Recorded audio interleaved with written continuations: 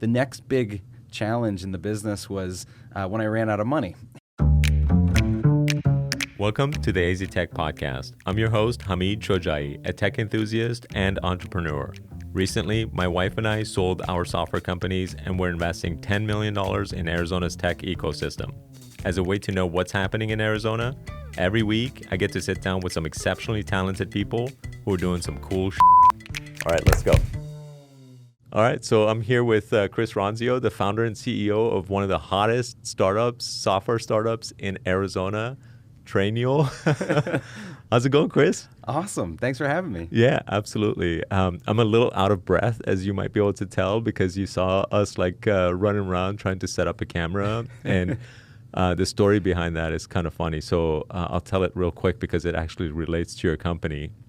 But we basically had one of the cameras be used by Adrian, who just went on vacation. And you know, we weren't even thinking that, oh no, we're going to need it on Tuesday because, you know, like when we're on vacation, we're usually not doing the podcast. But in this case, she was on vacation. Abby was able to do the podcast. So anyway, I ran to Best Buy, bought a new camera, and then we're trying to set it up. And of course, like it's showing the display settings on screen, and we didn't want that stuff, and we're trying to get rid of it. And then you're like, oh, you know what this calls for? So I walked in here, and the timing was perfect because you're flipping through the user manuals, and you're trying to figure things out. I'm like, that's what we do. I thought it was a setup. Yeah, nothing like the last minute. It's so funny. It didn't even occur to me that we're one camera short until like half an hour before the record time. And so funny. Well, now you got to document how the podcast works. Totally. Get that now we got to get Trainual. Yeah. Perfect. I'll swipe your credit card on the way out.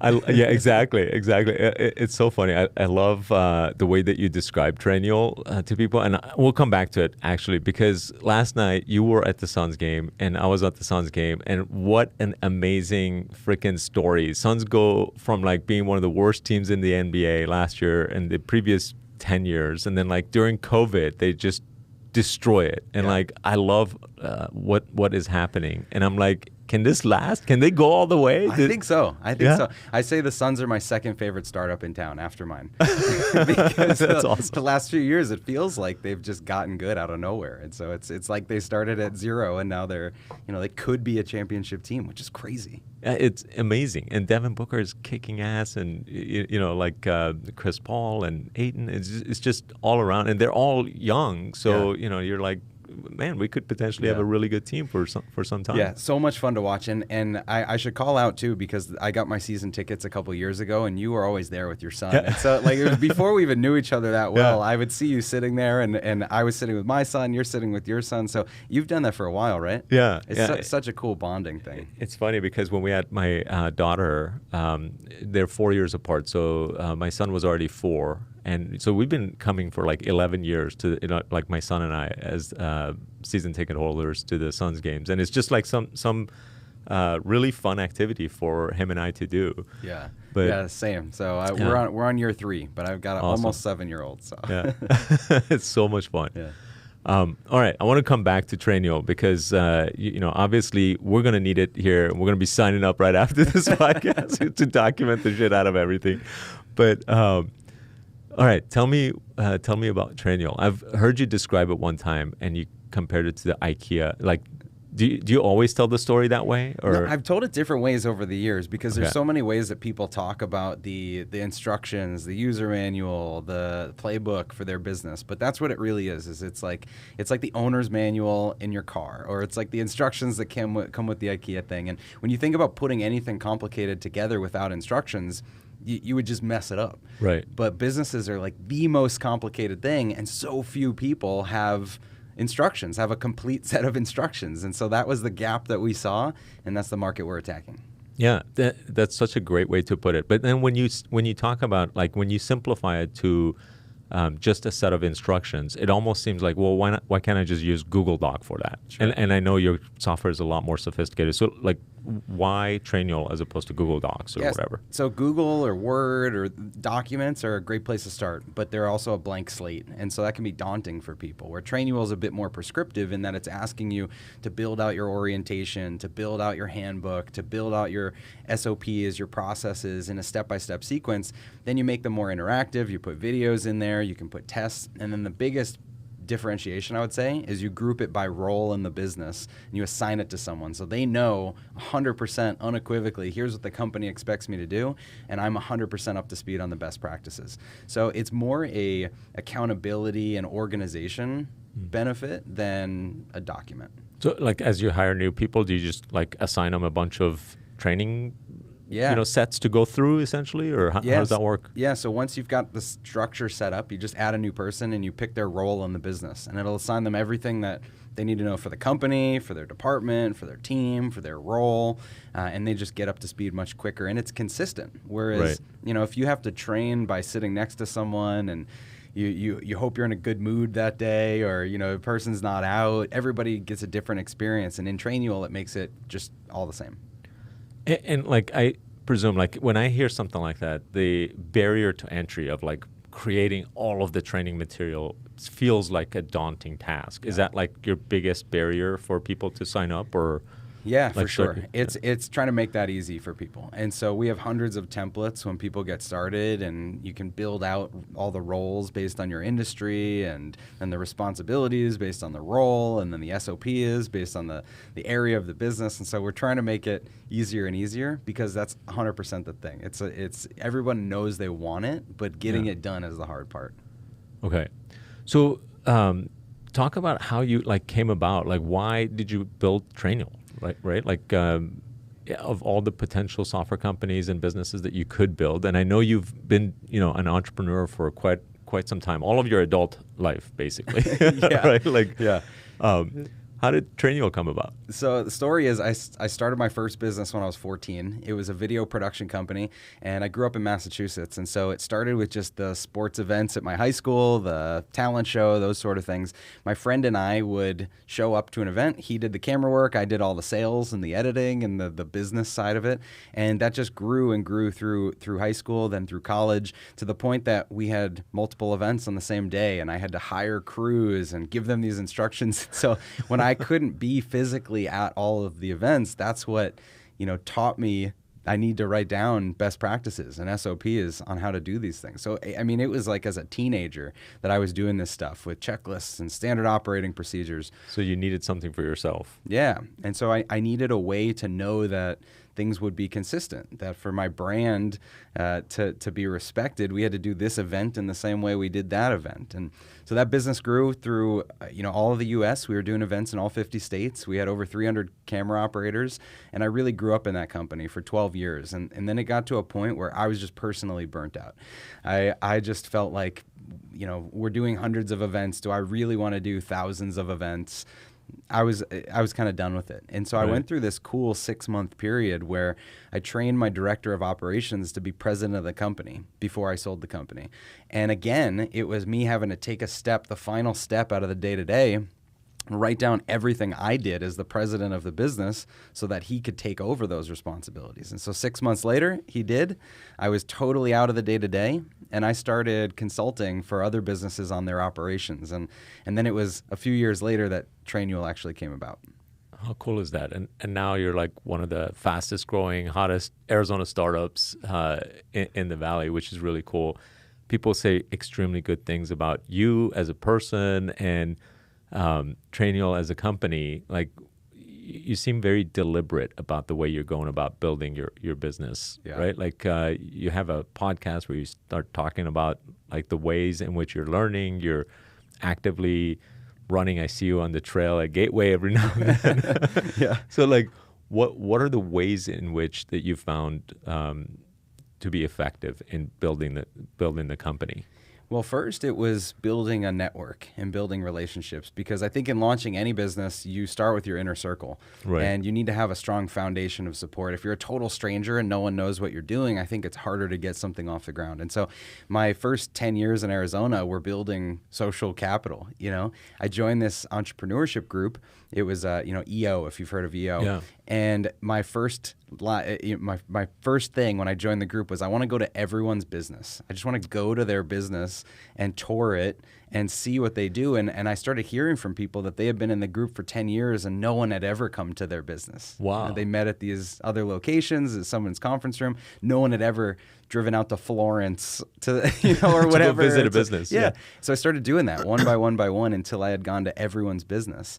And it built such great relationships and connections that as my business evolved from consulting into Trainual, I had this really strong network of support from small businesses, from companies in Arizona. And it was that let me get it off the ground in the first month or two. Did you ever pitch them to become customers, or like did they naturally want to become customers? Or, because one of the things that I hate is like when people go pitch everyone that they possibly know. It's almost like multi-level marketing people do this the worst, right? Like they like get all their friends to like buy in. No, I suspect that did not happen. No, well, because at the time I was running my video business. Okay. And so, when I'm meeting with other entrepreneurs, it was genuine. It was not I'm trying to sell you a B2B service or a software. It was I film figure skating events that has literally nothing to do with your business, but I want to learn about your business. And so when I ultimately sold my video company, the consulting was very natural. I was talking to friends and saying, what do I do next? And they said, well, why don't you come and work at my company for 1 day a week and help with this and this and this. And so I started going to businesses and I would interview every employee. And I did these confidential interviews where I'd sit down for a half hour, an hour, and I'd ask them all sorts of questions about what their role was, where they thought there were some inefficiencies, where they had made suggestions that maybe the company wasn't listening. And I was trying to just unearth this common denominator issues in small businesses. And I saw that across 150 businesses I did this with over 5 years, the commonality is people have a lack of clarity with what the business expects of them. There's inconsistencies from how people do the same job. There's a burden of a small business that I can't even take a vacation because no one is cross-trained to do this thing. And so it was like all these little hints that kept pointing to what ultimately became Trainual. What's funny is that like talking to employees and just asking them the questions of like, hey, what's bugging you or whatever, like what are the big issues and opportunities that you see in the company, I bet gave you insights that even the CEO or founders of these companies didn't have. Totally. Huge insights because people were afraid to speak up or they didn't want to be seen as a squeaky wheel. Right. And so just giving that confidential opportunity to vent. And I maintained confidentiality because I told the customers of mine, I'm not here to isolate this person or that person. I'm here to figure out what are the themes across the business. But it was powerful. And so it was definitely a foundational thing for me to understand how do great businesses run. And now how do I make more of those businesses? Right. What's funny is that or what it made me think of is, have you done that sort of thing in your own company now? Or like, do you have someone outside of you or do you sit down with your team or what do you do? Yeah, so a couple different ways. When we started Trainual, the first thing I did was these like quarterly 90-day check-ins. That it was a survey of like 50 questions to just prompt people to give qualitative, quantitative kind of feedback. Because the minimum thing you can do is at least provide some space for that feedback. And a lot of businesses just don't even do that. And so I would take the results of all those surveys and I would share them back with everybody and say, here's what everybody said, here's the action I'm taking. And just that cycle of I'm listening, I'm taking action, I'm listening, I'm taking action. That's been in place from the beginning at Trainual. And then as the business has grown, we've had other consultants come in. We have now a people operations team that does these meetings with each department. And so we're constantly soliciting feedback and advice.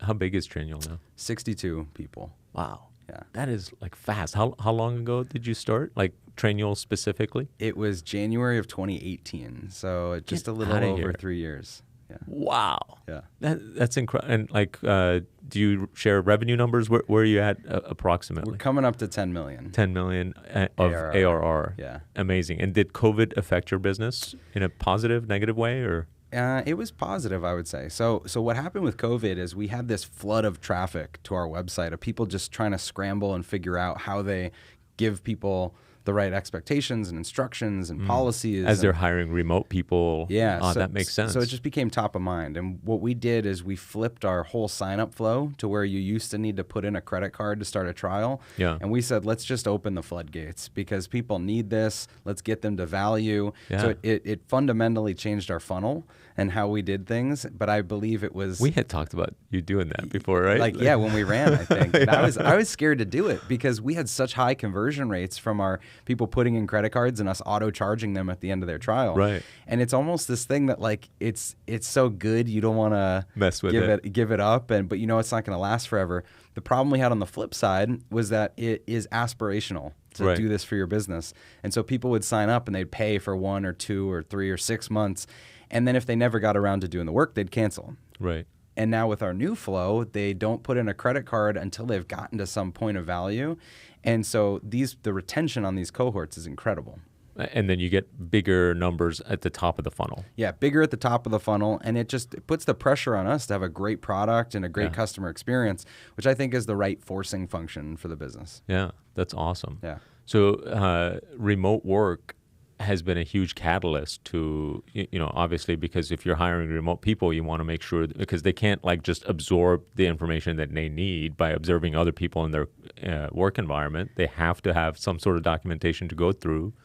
Yeah. And boom. Yeah, especially hiring remote employees, which I think there's been a boom of. Even us, we've hired a dozen people that don't live in Arizona.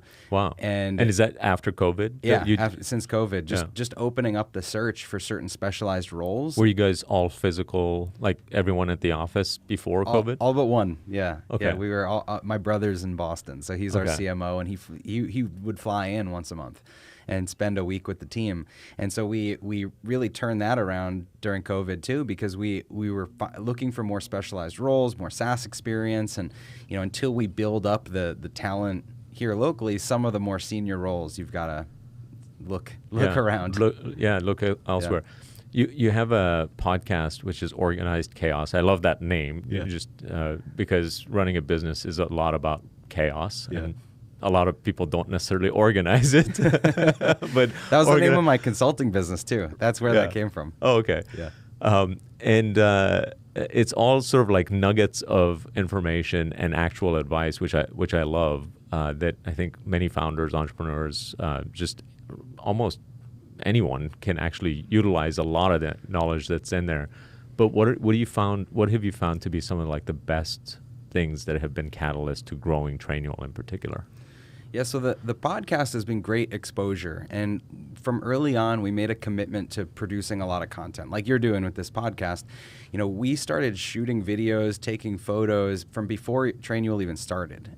Before I had anyone full-time working on Trainual, I hired a photographer to follow me around. Oh, really? And take pictures of me. Oh, because you were in the video business before, right? And so I would go to my past consulting clients and take pictures working in their offices. And I wanted to be able to tell the story of small business. And so we made that investment. And then 6 months into Trainual, we hired a full-time videographer.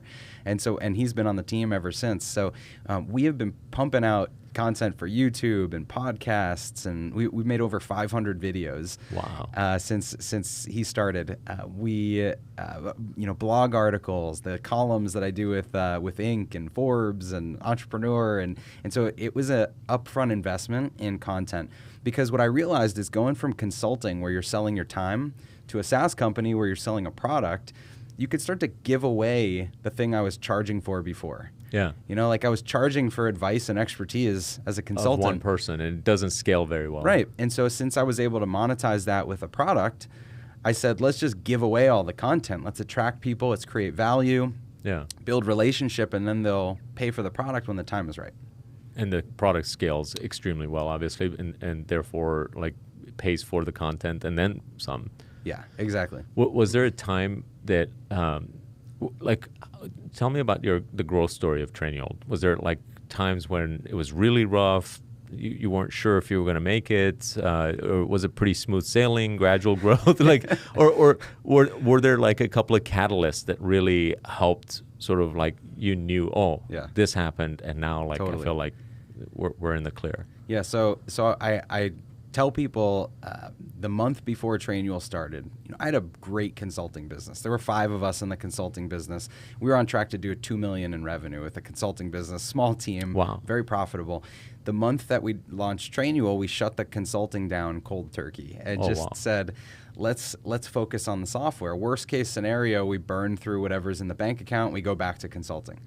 And so that was the mindset going into it of billing, whatever, $180,000 in December to $4,000 of MRR in January. Wow! So it was humbling because I thought, I was so used to selling $10,000 and $20,000 consulting packages. I thought selling a $49 software would be like everyone's gonna buy it. We're gonna sell 100,000 of these, right? And it was so weird. I got on these demos with people. And I would tell them, it's a $49 subscription, $99 subscription. And they'd want to bring in all their team members as this big committee. They'd say they're going to talk about it. Let's schedule another call. Whereas before, someone would write a check for my consulting over coffee. 20 grand. Yeah. And just because, and what I realized is that when you're selling consulting or some kind of service, you're doing it for them. You're checking off the problem. Right. And that's an easy check to write. When you're signing up for something that puts extra work on your own plate, you've got to be really committed. And so it's a journey to convince someone that they need the product, that it's going to be as easy as they hope it's going to be, that they're going to get to value. And so that was a big lesson. So from that $4,000 initial month, we did a launch party. We invited all those friends that I had met over the years. We got a hotel and invited some reporters and a photographer, and we tried to make it a big deal. Like, there's this new cool startup in town. I was doing demos on this big touch screen, and so it was giving away free drinks and just hoping people would talk about it. So that was month 1. Month 2, we did a product hunt launch, which didn't turn out to be that great for us. I think we got like 18 signups, but we got a lot of feedback, which was important, of why people didn't like it or why they did. Month 3 is when we first tried Facebook ads, which was a pivotal change for the company. So I'd never done advertising. In my consulting business, I spent maybe $50 promoting a blog post at one point or something. And in that March of 2018, we brought on a Facebook contractor to just teach us how to do it. And my brother and I just took the reins and decided we need to figure this out. And so we shot a few videos on our iPhone and just walking down the street, talking about business issues. And the contractor gave us some good advice, was to spend at least $100 per day per ad that you're trying to get out there. So we committed to a $3,000 ad spend plus his fee in that first month. And it was that first month that we got something like 5 cold signups. Oh, wow. And so we were able to start to do the math. And so the next month, April, we said, well, let's go to $5,000. That's surprising from like Facebook ads, which is a very consumer-oriented product. I would have not guessed that would be an area where it would work. Like advertising would work for a B2B product. Well, we've always thought of ourselves as more of a consumer brand than a business brand. Because people work at companies, and we want to get on the same level as people and feel like we authentically know where they're struggling. And so people might be scrolling Facebook and see something like me walking around with my iPhone and think, is this my friend? Did I follow this person? And they end up listening and they're like, oh my gosh, I have that same issue. What is this thing? And they go to the site or they forward it to their friend. And so it's been a very grassroots consumer marketing thing from the beginning. So that's awesome. Yeah, so we ramped it to 5,000 in April, and then we ramped it up to 7,500, and it was this real slow build of trying to say, is this working? Is this repeatable? Can we back into our cost of acquisition before we run out of money, basically? And so, the next catalyst was joining the Startup AZ group in the community. So I met with Brandon and Christy before we were at 5,000 in MRR or something. They told me that there was a $500,000 threshold, but I was like, yeah, but my consulting business is that, and I'm like, believe me, it'll get there. So they let me in. I don't know how they let me in, but I remember being at that first event up in Flagstaff and watching Greg Scoresby and Mario tell their stories, and seeing you and Bob, and it was just like I was enamored by these people that had built big businesses. I'm like Googling all of you and it's seeing your pictures and saying, I want to be like these guys. So it was just so enlightening. It was like there's this community in town that's building cool tech products. And I've even heard of some of these brands, and I didn't know they were here. That's awesome. It's such a cool moment. And so from then, it was really just like, let's do this, let's go. And the Facebook ads started to work. So we went from 10,000 MRR to 17 to 29 to 38 to, wow. And we were growing, the 20, 30, 40% a month in those early days. And so the next big challenge in the business was when I ran out of money, which I think maybe everyone's experienced at some level. So I had this thought from the very beginning that I don't want to raise money. I want to bootstrap this. I'd always bootstrap my own businesses, and I had never done the advertising thing. So when I was advertising in Facebook, my goal was 1 month payback so that I could make the money back and pay off the credit card bill. Right. And when that slipped to like 2 month payback or 3 month payback, the credit card balances started growing and growing and growing. I had already burned through all the cash. And so at that point, I was signing up for every credit card I could sign up for. I was writing myself checks from But you knew at this point that the value of each customer would be paid back after, I don't know, 6-10 months or something like that, or more? Yes. Or? No, so at that time, we had a CAC payback of 2 or 3 months. Really? That's incredible, though. It was absurd, and that's why we kept fueling it. And so, in those early days, I was getting offers that people wanted to invest into the business, but I would look at my credit card and say, well, I've got $50,000 in a limit. Why wouldn't I spend all of that and go get all of these customers before? Because then I know I'm increasing the value of the business. And so every month I was sort of doing that equation. I started talking to some friends that would be willing to write a check if I needed it. So I was preparing the backup plan, right. But I went as far as I could, and so it went to the point where all my credit cards were declining. My wife called me from the grocery store one day because she had just put like all the food on the conveyor belt, and then none of the cards were working. Oh my gosh! And so she had to like put the food back and. That's not good. She couldn't have been happy with you. No. And so I had this Vespa scooter that we rode away from our wedding in, and I sold that to a friend for like $2,000 to cover payroll or whatever. And oh my gosh. So I was selling anything. It was a dire time. But wait, how much revenue did you have at this point? We were at like 43,000 MRR. And how many employees? So you were like way negative in terms of cash flow. Yeah, well, it was mostly because we were spending so much on advertising. Okay. But we weren't too upside down. It was just that subtle credit card creeping up to the limit made it that I had no more money to put onto more ads. Right. So I was prideful of the fact that we had built this business to, $50K or so in MRR that had less than that in operational expense. So if we stopped advertising, we'd be profitable. But we'd also stop growing. Right. And so that was the point that we decided to raise some money. Okay. And did you do a sort of angel round or? Yeah, it was a convertible note with 3 entrepreneur friends of mine. So people that have been following since the beginning, calling me and saying, when can I invest? When can I invest? I'm like, not yet. And then, as soon as Amex started declining me, it was like, now, like send. I need it yesterday. Please. That's funny. Yeah. So, and then later you did a round too, right? Let me let you go back to the story because I don't want to skip any juicy parts.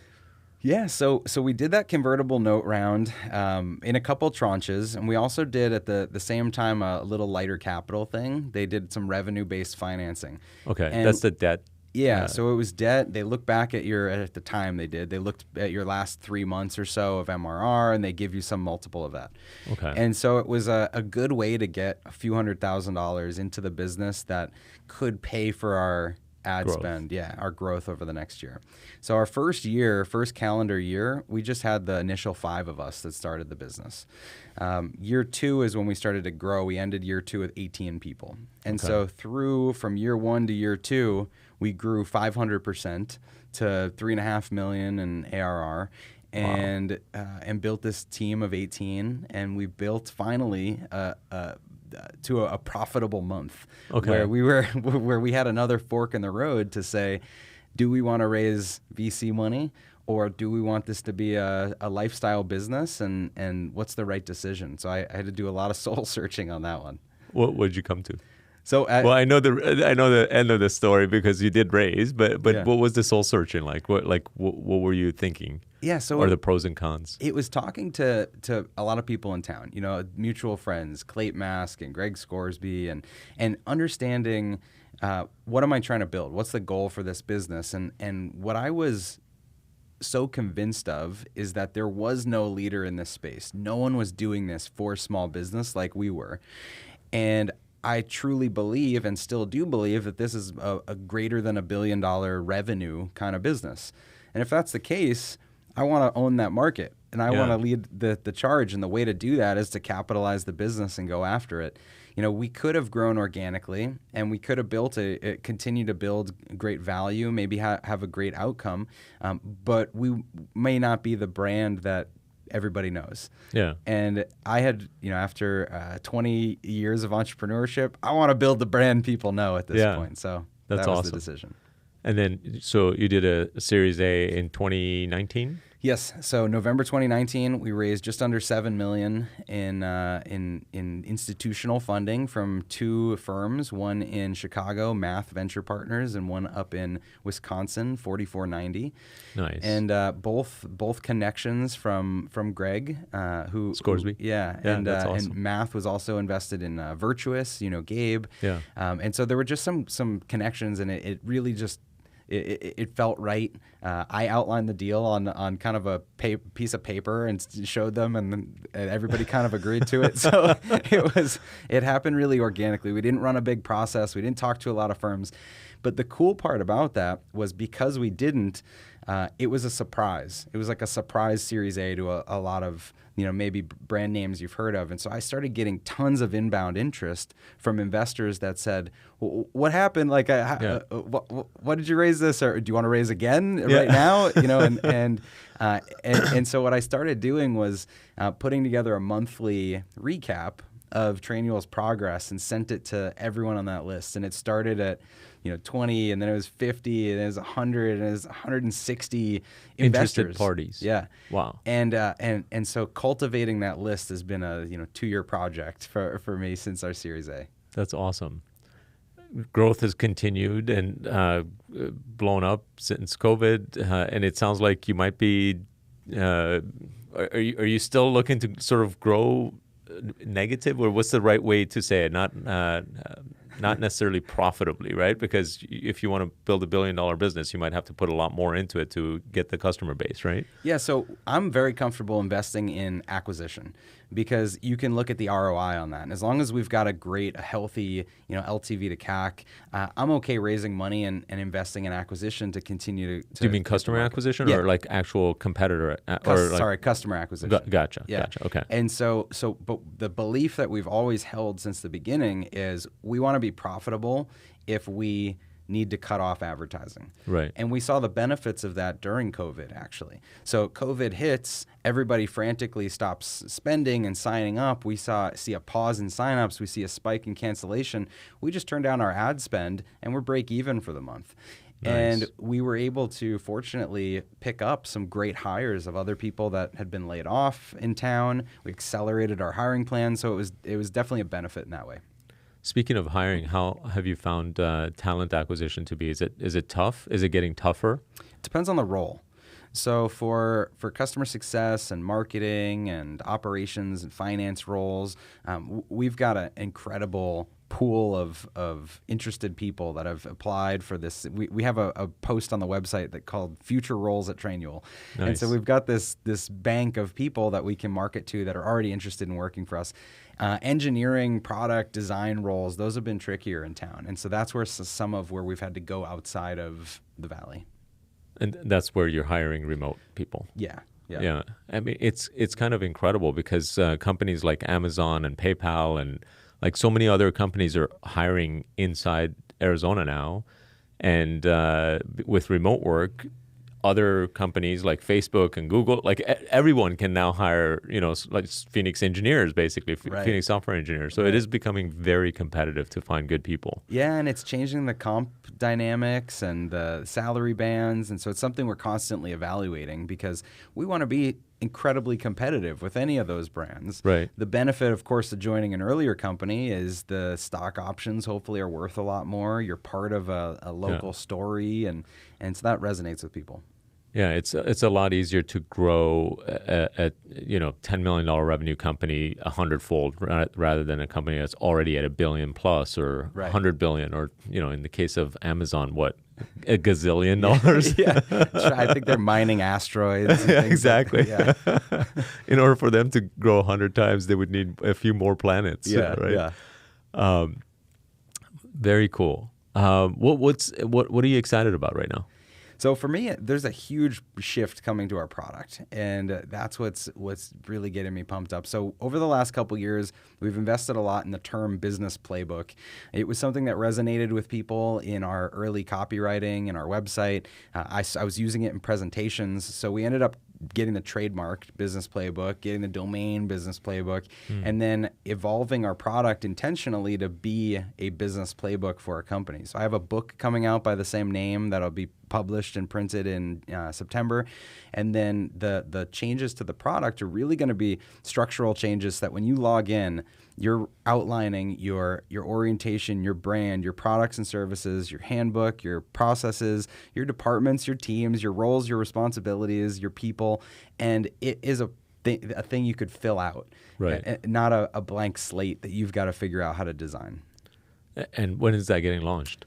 It's already dripping out now, but we're doing a big launch in September. So the product is already getting these features little by little, and then like it all sort of comes together. Yeah, there'll be a big navigation change and some package and pricing changes that we're rolling out in September. So anyone that's listening to this locally is getting a sneak peek at that. But we're doing our second annual virtual event. Last year, we did the event. It's called Playbook. Okay. We had 2,100 people attend last year, so the goal is 5,000 this year. And we're going to treat it kind of like one of those Apple launches, where it's like, here's the new thing. That's really been the culmination of the last 3 years of data collection and how people want to use the app. And now it's just going to be turnkey. That's awesome. Very cool. What's your typical routine, daily routine when you go to work? What do you do? So starting with my morning, or? I mean, sure. Yeah. I mean, because, you're very deliberate about the work that you do, and you seem to be constantly trying to figure out ways to improve yourself, both on your podcast and your, we're Instagram friends or whatever. Like you go out for a run, and then on your run, you're thinking about something that you talk about on Instagram. I'm like, God damn it, fucking Chris. It's constantly improving in some way or another. And I feel like I'm falling behind. So what's your daily routine like? So the routine's simple. I mean, I get up at 5:30 every morning. The first few hours of the day are my time. I do meditation and a journal, which I know a lot of people say, but I'm on day, I think my 252-day streak on Headspace. I hate breaking the streaks, so this one's been my longest. Headspace is a meditation app? Yeah, really simple. You do 5 or 10 minutes, and so what I do is as soon as I wake up, I go sit on this couch in my home office, and I just do 5 or 10 minutes. And what it does is it wakes me up, and it gets all of the to-dos and ideas and everything top of mind for me. So then I pull out my iPad and I write everything down, and just anything I have to do, anything I'm thinking about, something conflict that I'm trying to work through, get all of it out. So I don't know anything about these meditation apps, but Calm is apparently $1 billion startup. How do these meditation apps work? So they all have pro subscriptions, and they're very affordable. I think Headspace is $99 a year or something. But I thought the whole point of meditation is to not think about anything. So what do you what's the app doing for you? I don't get it. So again, they're all a little different, but it's guided to where you're controlling your breath, you're thinking about you're counting your breath, you're being present, you're getting rid of thoughts that are floating around your head. And so you should try it. and it walks you through doing those things? Yeah, just with your eyes closed, you're listening to the instruction, and the person on the other side is like, all right, now count to 10. Can you do a meditation session for me right now? Yes. Meditation with Chris Ronzio. All right. Breathe in through your nose and out through your mouth. Yeah, it's kind of like that. You have to try it. And so I'll do that. I write everything down on the iPad. Little hack here is my chief of staff, Chelsea, has the same iPad, and we have the notes thing linked. Okay. So everything I write down there, she can see. And she prompts me when we have our morning calls to go through those task items so we can delegate, so she can take things off my plate, so she can put it on my calendar, whatever it is. So it's clearing my head in the first half hour that I'm awake, and that's really important. So then after that, it's working out. Like you mentioned, I like to run around Gateway, around the neighborhood, something fitness. It's running, it's swimming, it's biking. I got into some of the triathlon events. We sponsored Ironman, so nice. I had to do the half Ironmans and make that a part of my routine. So I'll do something like that for half hour, an hour. And then, hang with the kids a little, jump in our pool, watch, whatever they're doing, make breakfast, and then I'm usually at work 8 to 8:30. And so my day is, 8 to 8:30 to 5 to 5:30, and I put tight bounds on it. Even at the beginning, even when I was starting the business, I wasn't pulling all-nighters and working really hard, because I've always believed that if you keep the structure, if you restrict yourself to these working hours, then you'll get the important stuff done. Right. And so it's forcing me to be productive, because I know if it gets to 5, 6, 7, I'm not home, my wife is pissed.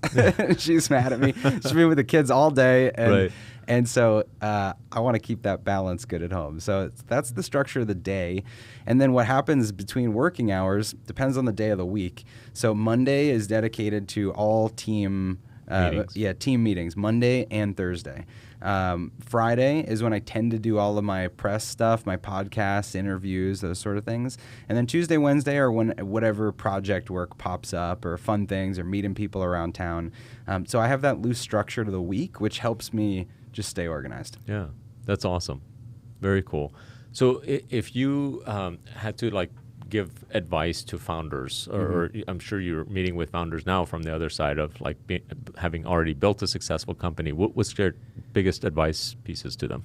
So first piece of advice is get customers, not investors. Okay. Because it's a lot easier to get investors once you have customers. Exactly, right? exactly. Yeah. So many people will ping me on Instagram or something and say they've got an idea, they've got a deck, and they don't have any revenue.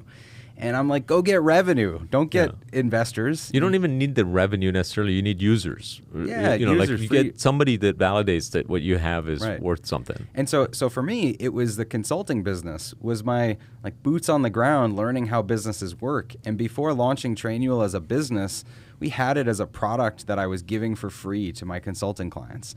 And so I was able to see how they were using it, make sure it was good. And I think it's invaluable if companies just focus on monetizing their services or something to learn their customer, to build the right thing. It's such a better way to do it. So that would be my first advice. Yeah.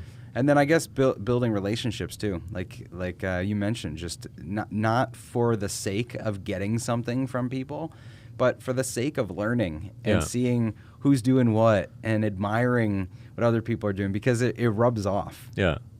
I agree. I mean, having a genuine interest in other people's businesses, or what are you doing? Yeah. And people like talking about their businesses as well. So when we went for a run that one time around the Gateway, mountain, where you were waiting for me the entire loop, I'm breathing hard. Aside from that, I remember you were sharing with me acquisition costs and how you charge people and how and churn rates and all these sort of things that for me was so insightful. I was soaking that in because I see you as 2-3 steps ahead of me.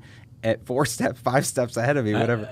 No, maybe at the time we were a little ahead of you. Now you're you're building one of the fastest growing startups in Arizona. So you're way ahead now. Well, but at the time it was I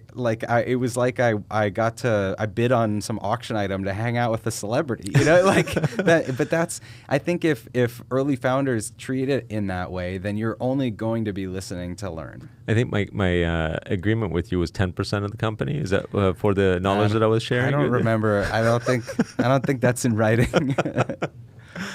That's funny. Who are some of the people that you outside of the sort of local entrepreneurs, who are some of the people that you've been like studying and like following at the national level? Any sort of founders or books that have influenced you in a big way? Well, there's been a lot, but I will say the one other one at the local level is Russ Perry from Design Pickle, who's my best friend. But seeing him start Design Pickle 6.5 years ago, gave me basically a master's education on how to grow a subscription business and how to do marketing that's just off the wall and crazy. And so, and same with the fitness side. You know, he's doing these crazy races and these full weekend things when I was still sitting on the couch. And so having friends like that, I think, is really important to push you. So he's been incredible. My brother too, who I mentioned, you know, he was there at the beginning, a co-founder of the company, doing all our marketing, but he was also like a mountaineer, adventurer, filmmaker, like the coolest stuff. You know, like I would be at the pool and the you know, lawn chair or whatever, and he's at the top of a volcano FaceTiming me. And so who's older? Is I'm he older? Okay. I'm older, 3.5 years. Yeah. So having close people in your circles, I think, is more influential than the people you follow from afar. Yeah. But then, of course, the biggest business books that have influenced me. First, the E-Myth with Michael E. Gerber's the first one I ever met. Now he's an advisor to the company, and he's actually writing the foreword to my book, which is pretty cool. That's awesome. Vern Harnish was scaling up, and he started EO. Gino Wickman from Traction, who's speaking at our event in September. So, you know, some of those people just on a national level, I respect the hell out of the systems, the structure, the brands that they've built. Yeah. And what I realized is that the younger up-and-coming businesses maybe didn't tie as closely to them culturally, you know, in terms of how they delivered the message. That's where I thought we had a real opportunity with Trainual just being this like fun, cool brand with funny commercials and celebrities and you know, to attract that new type of business. Yeah, and I love your out-of-the-box advertising methods too. One time I was at the airport and I saw your banner across like Terminal 4, and I'm like, what the hell? I had to take a picture with it and I sent it to you. Did that work for you guys? Hell yeah, it worked. It's like what was so cool about that, and I don't know if this is still the case now, but at the time, Sky Harbor in Phoenix here had empty inventory, and so they're basically advertising their parking lot and boring stuff like that. So when we paid for those banners, we paid for a month and got 3 months or something because there was no one coming behind us to take those down and put something different up. Oh, wow. And so it was such high ROI in terms of the awareness here in town. So I'll in a real example, I mentioned our Ironman sponsorship. We got that because the head of global partnerships of Ironman went through the airport, saw our banner at the Rock and Roll Marathon, and thought, oh, this would be a cool partnership with this company. They reached out to us. Now Ironman uses Trainual for all of their races, and we're the title sponsor of their last championship of the year. That's awesome. Are you going to do a full Ironman this year? No. Well, I'm doing 2 halves. So okay, but 2 halves 6 months apart or something? 2 months apart. 2 months apart. That's pretty good. It's a full with halftime. Yeah, I mean, Ironman is so freaking ridiculous that like a full Ironman, I think like it might do more harm to your body than good potentially. Maybe, yeah. Especially for like a non-professional, you know, like athlete who's not working out 8 hours a day. Right. Yeah, I think the half's perfect. We actually have 9 of our employees that are doing the half. Even the half is pretty ridiculous. I mean, like Olympic lengths for triathlon is pretty severe, and that, you know, that's quite a few hours. How fast do you do a half? How fast did I do it the first time? Like 7 hours and something. It was. I mean, that's a lot of hours. It's a long day. Yeah. I'm hoping it gets under 7 this time. So I'm not fast, but my goal is survive. That's pretty awesome, though. I mean, like, but also 7 hours of doing any exercise, and this is like 3 different strenuous one, pushing yourself to, you know, that's pretty incredible. Yeah. What's cool though is the training for the endurance sports, running and swimming and biking, are so much time to think. Yeah. And I think a lot of business owners don't dedicate that time to strategic thinking except maybe once a quarter for planning or something. Yeah. And I have like an hour a day of strategic thinking because I'm listening to a podcast or I'm swimming laps and thinking about a meeting that I've got in 2 hours. And I think it's helped me be a better business person, better entrepreneur, and execute better because I'm planning day by day by day. Yeah, I agree. I've had like lots of great, well, what I've considered to be really good ideas while running. And what's funny is that it's an activity that I absolutely hate too, but I force myself to do it because like A, you need the exercise, and B, running is one of the best ways to sort of clear your head and, I don't know, just think about something random. I have an idea for another book sketched out called Running a Business, with running in like brackets, and all about like the lessons I've learned running, and so maybe that'll happen. Very cool. What are some of the startups outside of Trainual that you really like locally? Well, I guess I have a cohort in the through Startup AZ, and a lot of the ones I mentioned are in it: Virtuous, Design Pickle, Quick, Postscript, Hound, Full Bay, and so it's a collection of a lot of great businesses. Yeah. And it's just being able to bounce. What is that? The Superstar Group of like all of you guys have raised a bunch of money too, right? Like we call it the scale cohort. Okay, that's awesome. Yeah. Have you guys been all together since the beginning, or did you go into scale because you all raised? No, some of us have been together for a couple years, but this group was assembled last year. Okay.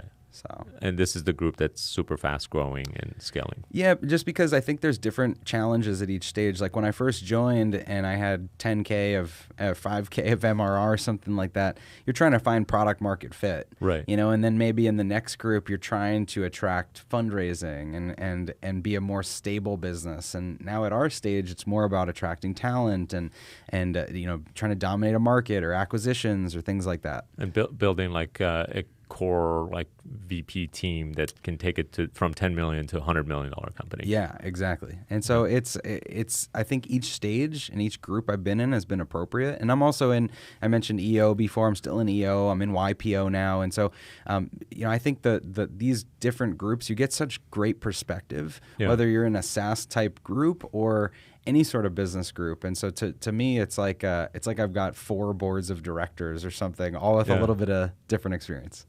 That's awesome. Why are you in Arizona, by the way? I forgot to ask you that. It's beautiful. It's nice no, here. but what brought you here in the first place? Literally that. It was my video business. We were doing events across the U.S. I had been with my wife for several years. She was my girlfriend at the time. She wanted to live somewhere warm, so we looked at Florida, we looked at Texas, we looked at Southern California, Vegas, and here. And we just started taking trips, weekend trips, to see what we liked. And when we landed in Scottsdale, it was like a Phoenix, and drove into Scottsdale. Like, it is the most different landscape from anywhere I'd ever been. And I could see for hundreds of miles, and like coming from Boston where the streets are falling apart and made of brick and you can't see around the next corner, there was something kind of therapeutic about how manicured the highways are here and how everything's new. And so we were just sold. Grid system on the streets where everything is like straight and a mile apart, right? Yeah. Like there's just so much goodness that it's hard to describe with Arizona. Yeah, and so initially we thought we'll stay for a couple years. This will be a fun stint, and then we'll go home. And I just got so plugged into the business community here. And I remember Jenny was launching Kahoots, and I went to some grand opening of their space, and the mayor was there. And I was like, when am I going to hang out with important people in Boston? Like, it would take forever. And here I could just plug and play, So that's awesome. That was fun. Very cool. What else do you want to talk about? I don't know.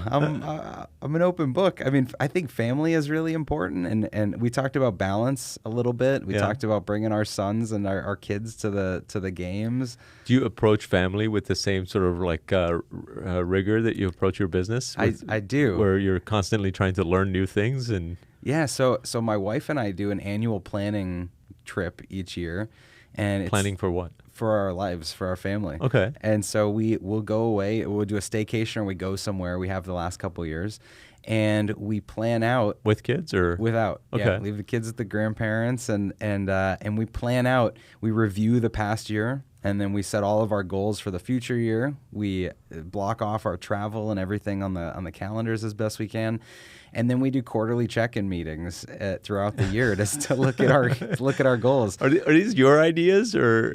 Yeah, of course. My wife was skeptical at first, but she goes along with it. Yeah. Anyway. So this is our 8th year of doing this, and it's incredible to look back at our goals 8 years ago.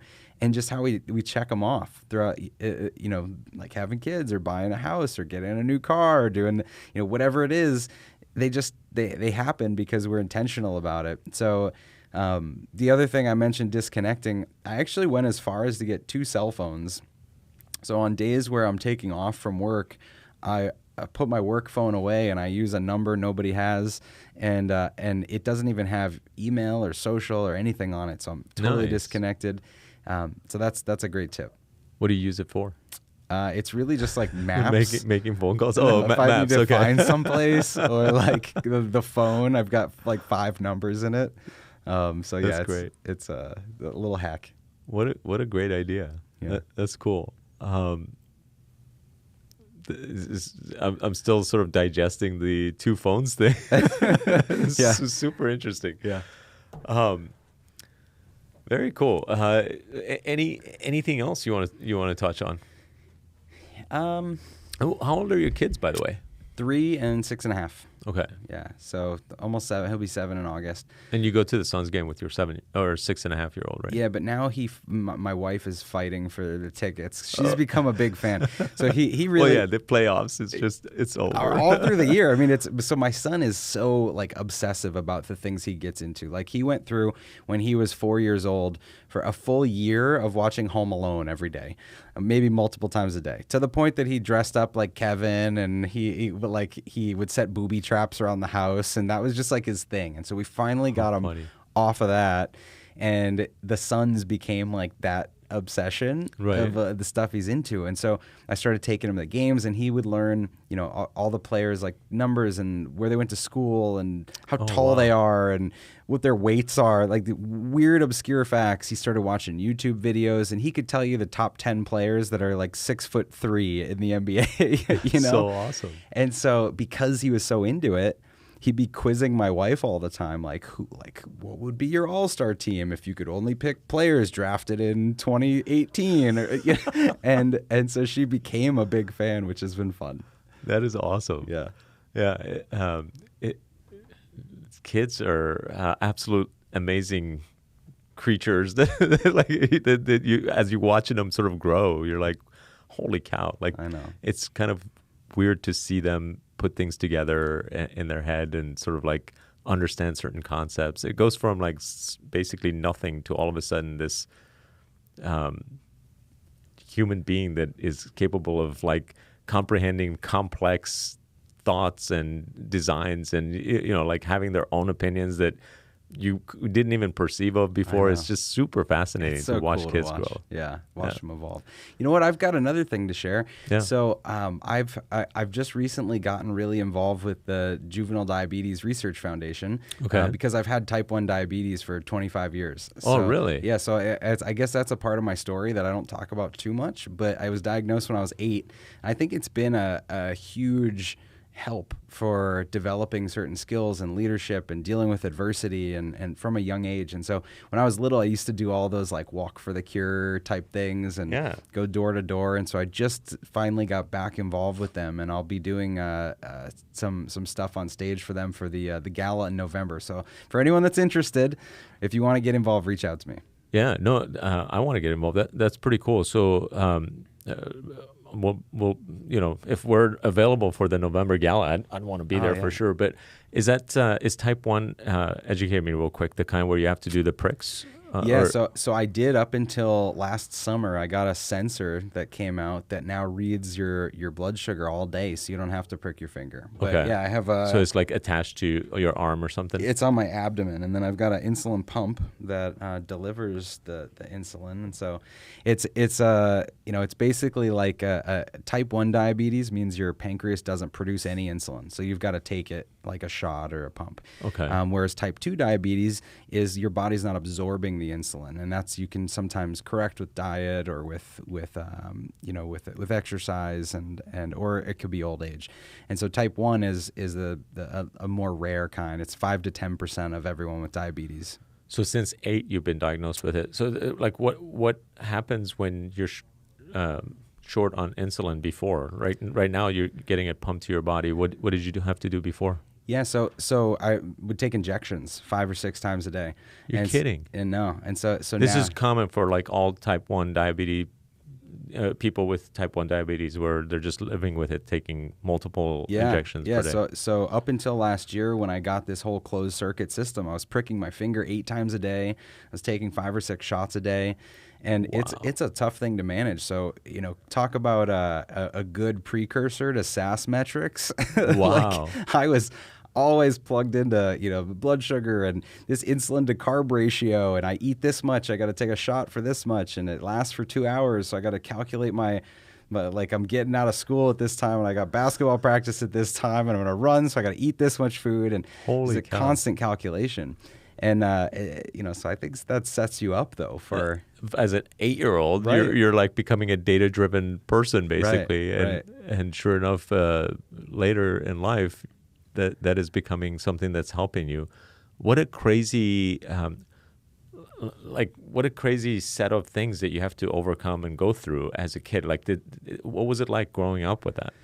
I didn't know any different. At the beginning, it was about like, I was bitter. It was like, why do I have to do this and none of my friends do? And I think my mom instilled in me the fact that, if I couldn't handle it, I wouldn't have been dealt this set of cards. And so she kind of toughened me up and made me realize that, well, it is what it is. I just got to get through it. And, fast forward to now, something bad happens in the business, and I have the same exact mindset where it's like, okay, bad thing happened. We can deal with it. Let's get tactical, So I think that was something that translated. And then the other piece was, I was terrified early on for people to like see my pump or my meter. I would go to the movie theaters with my friend and have stuff like hidden in my pocket, and go to the bathroom to do something because I didn't want the girl that I liked to know. And it's a tough thing to go through that, trying to hide something. And breaking through that to the point that I was like, whatever, here it is, check it out, let me teach you about it, I think made me so much better in front of the camera as a leader, sharing vulnerability. So all of it is good. Same with the math, like I was always analytical because I had to be. I had to calculate that stuff. And so early on. Yeah. So when it came to my first business and 14 and making P&Ls and everything, it almost came naturally, which I think is a benefit. That's so awesome that you viewed it that way. And I'm sure Scott is a Hanselman of Microsoft. You know that evangelist, I don't know Microsoft evangelist. He goes around, like, gives speeches for Microsoft technologies and .NET and all that stuff. And he's been somebody who's like a type 1 diabetic person, if I know the types correctly. Because he's got also some sort of monitoring system that he's every now and then talking about on his blog. And I think it's a huge part of who you are as who you become as an adult if you've had to deal with that entire time. And that adversity kind of helps, make you overcome big challenges that, maybe normal people would be like, oh my God, that's too tough. Yeah. Well, I think everyone's got something, whether it's health related or family or circumstances you grew up in or some bad tragedy, everybody has something happen. Right. And it can be a catalyst for some really good things if you can adapt to it. So are you concerned that, like, as parents, that, this is actually something that, I'm concerned about as parents of kids who are essentially of privilege, right? Like, are our kids going to have something? Hopefully. Is that something us? We just got to knock them down. Just knock them down every once in a while. No, it's a great point. It's something I'm working through right now because I think that the first step is they need to be aware of the any privilege that they do have. I mean, I saw this a lot, in the last year with people talking about the conversation and disparities of different types of people. And I think the most common recommendation I saw was, well, you should be aware of difference or privileges or things like that, because then at least if you recognize them, you can, you're not blind to certain, biases or things like that. And I think it's the same with our kids. As long as we make them aware and grateful, and they practice gratitude and they're humble and things like that, then, you can work through that things. I'm not wishing any diseases upon upon them, but yeah, it's definitely something I'm sure we wrestle with. Were your parents American born, and do you have like a foreign background at all, or not going back to my grandparents from Italy, but my both my parents were born here. What did they do? My parents? Yeah. So my dad was in the food industry. He was like a food brokerage corporate guy. He started in sales and marketing and climbed the ladder. And what I saw and learned from him was, I like business, but I don't like corporations. He was on the road, 200 days a year, constantly traveling, like couldn't make my sports games, things like that. But I remember going to his office and thinking, I want an office with a waterfall. Like, that looks cool, So I admired business, but did not want the corporate type of a structure. My mom, when we were growing up, when we were young, fortunately, she was at home with us, which was amazing. And then as we went into like middle school, high school, she went back to school and became an esthetician, did skincare. And so she was in salons and did medical aesthetics, and at one point started her own business. And I got to see her struggle as the technician, the person that's a one-person shop, trying to grow a business, and I think it was a great perspective for me as I was building my video business and saying, I don't want to be the one that's on my feet all day doing the service like I've seen my mom do for the last couple of years. So I think they were both, again, influential experiences. Yeah, so great. Yeah, very cool. It's been an absolute pleasure talking with you, Chris. I feel like we covered so many different things so quickly because we both kind of talk fast. Yeah. but it's been super educational. I wish you the most success with Trainual and everything that you're doing. And I know you're going to be, because you're so deliberate about it, and you're like methodical and constantly learning and sharing your learnings with everyone else. So thanks for doing that. And thank you. I want to say thank you. I'm sure everybody thanks you for the investment you're making in the community, for just your presence, your inspiration over the last few years. Like I mentioned, I mean, bumping into you and some of the other people in the network here is proof that you can do it too. I appreciate that. And so thank you for that. Yeah, it's pretty awesome. And what a great little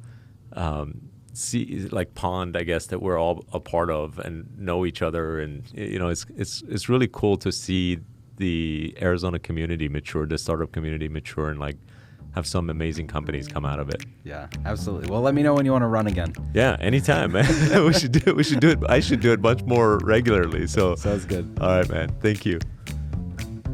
All right, you made it to the end of the episode. I would love to get your feedback, so take a moment to leave a genuine review in your favorite podcast app. That also helps us reach more people. Speaking of reach, if you like a particular episode, be sure to share it with someone who you think would enjoy it. See you next time. Very cool. That was great, man. Thanks for sharing the diabetes thing. Yeah, I thought of it last minute, so hopefully it wasn't too random to bring up. No, but asked if there was anything else. So some of the most random stuff is really cool.